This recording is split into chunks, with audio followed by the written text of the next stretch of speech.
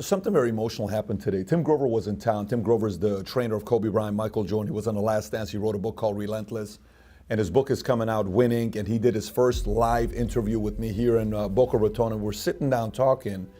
And one of the chapters in his book, page 103, by the way, we got to get his book. But one of the chapters, page 103, he talks about how winning is selfish. There is no such thing as balance in winning. It just doesn't exist. And he tells the story. He says one day he's packing his bags, he's getting ready to go on the road, and he's traveling, right? He's packing all this stuff and he's getting ready to go. And his 5-year-old daughter looks at him and says, "Daddy, where are you going?" He says, "Daddy's traveling." And the 5-year-old daughter at the time says, "Why do you have to travel so much?"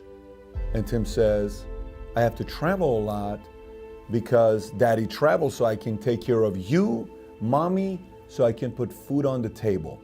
And he says his 5-year-old daughter takes a break, looks away, and then she comes back and looks at his daddy. And he says, "When I heard these words, it loved me." He says, "It's the most difficult words I've ever heard in my entire life." That's what he says in his book. I'm prefacing what he's saying, but that's pretty much what he's talking about with the statement that she made to him.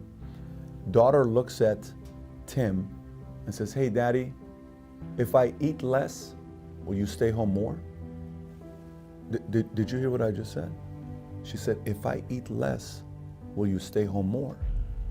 Because she's trying to say, what if I eat less so you can stay with me more often? I asked him this question, and I'm reading his book. Tim is sitting right in front of me. You'll see it in the interview when it comes out on May 19th. He's emotional. I'm emotional. I got a 4-year-old daughter, soon to be 5 in the next few weeks.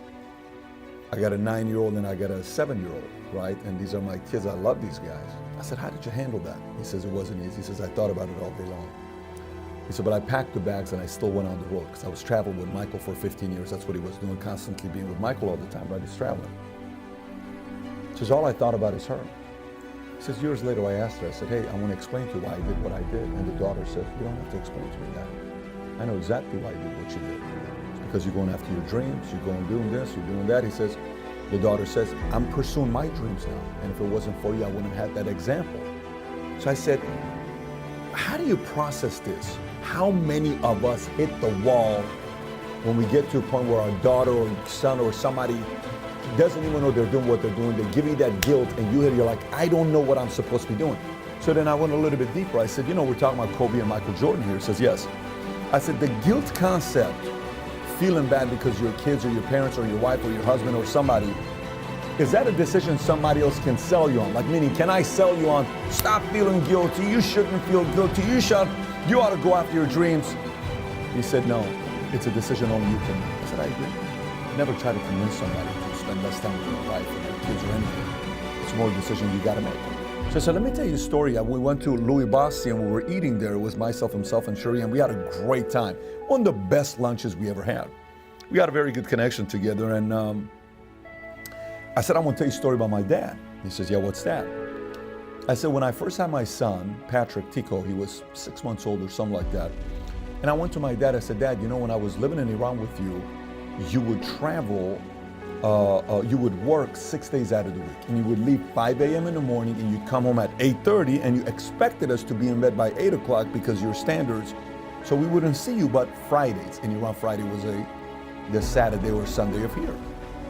I said, and on Sundays, you were an early bird. You'd wake us up at 6. We'd go to Park Shahan Shahi.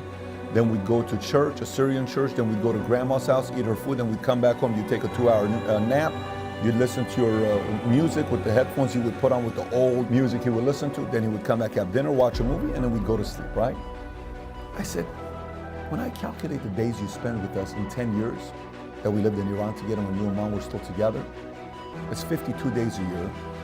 Times 10, 520 days out of 3,650 days.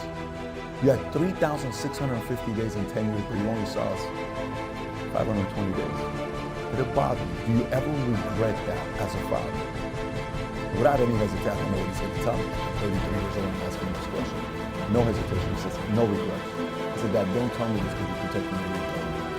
Do you feel like you regret any of it? Like you wish you would have worked less to spend more time with us? He says, 0. I said, come on, you can't tell me that. He says, I'm telling you, 0. So now he's getting past. I said, why? He says, what is my job as a father?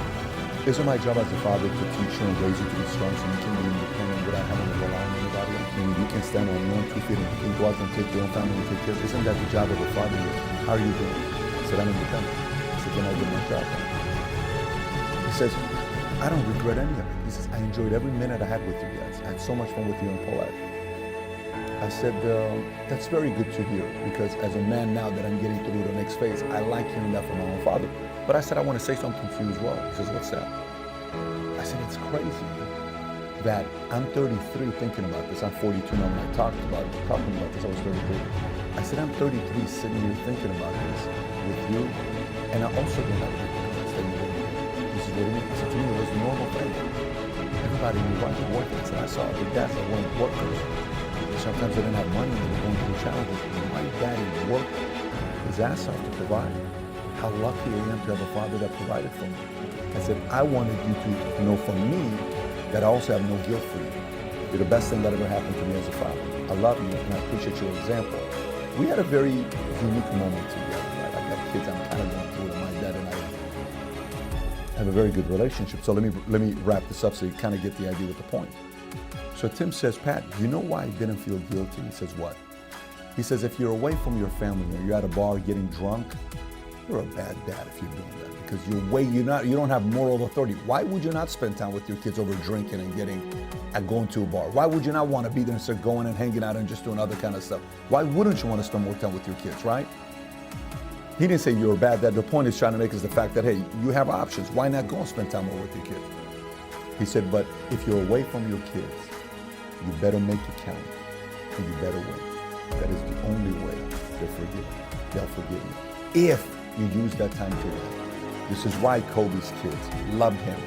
This is why Michael's kids, this is why anybody that lives and performs at the highest level, at least the kids sit there and say, even though daddy was away, even though mommy was away, at least he or she used their time wisely to win.